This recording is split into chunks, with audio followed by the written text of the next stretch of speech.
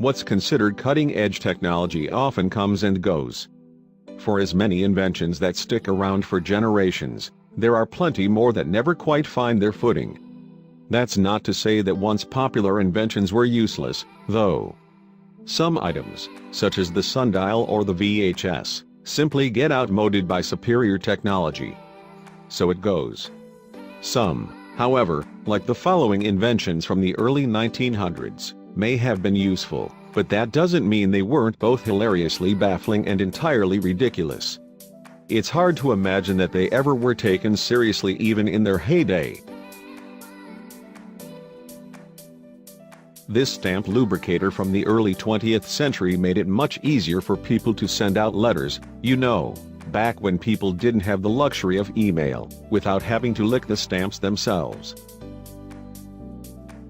Parenti's smoking machine allowed Victorians, who loved smoking so much that they would sniff the tobacco smoke like perfume, to pipe tobacco smoke throughout their homes. Talk about secondhand smoke, right? This gas mask pram was used during World War II at a time when Europeans were justifiably quite concerned about the threat of gas attacks. With strollers like these, parents could take their children on walks with just a little bit more peace of mind.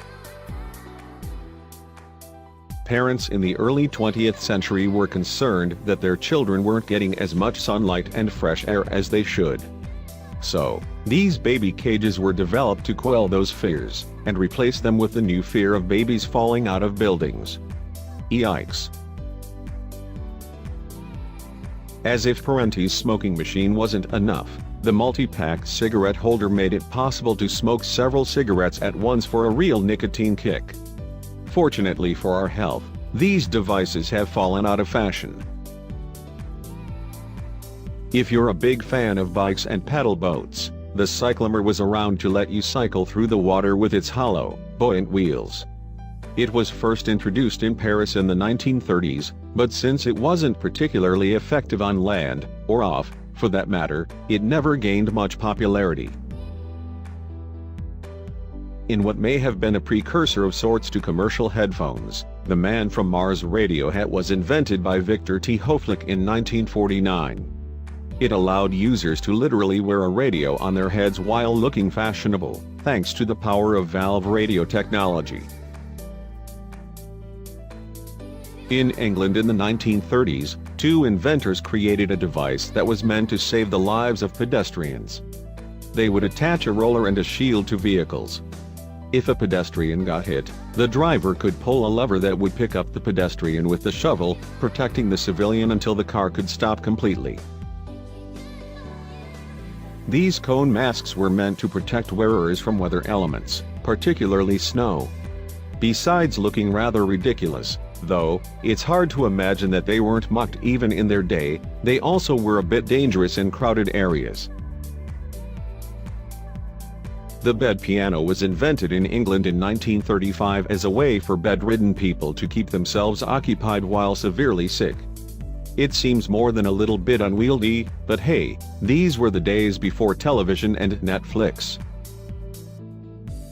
After a wild night of drinking, have you ever thought to yourself, man, I really need to cure this hangover, but I also want to look like a supervillain? If so, the ice mask from the early 20th century is the invention for you. It actually wasn't known to be particularly effective, but the design was inspired. Most contemporary parents prefer to keep their children safe and protected by holding them to their chests, or, at least, close to the ground in a stroller. The baby sling from the early 1900s, though, takes that idea and makes it very unwieldy.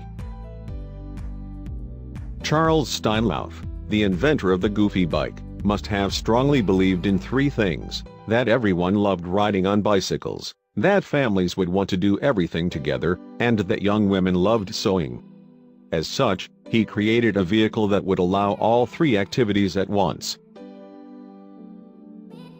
If this photo from Germany circa 1925 is any indication, not only did people once think it was a good idea to swim with flotation devices made out of old bike tires, but they actually thought they looked cool while doing it. Nothing's cuter than dimples, right? That's certainly what people thought in the 1930s, because that idea led to the development of the dimple maker. Medical officials, however, argued against the legitimacy and effectiveness of the device. As if getting the newspaper delivered straight to your front door wasn't enough, the fax newspaper was meant to print the morning paper in people's own homes as they slept. Unfortunately, it wasn't exactly worth the cost, because the process took several hours, so the invention never took off.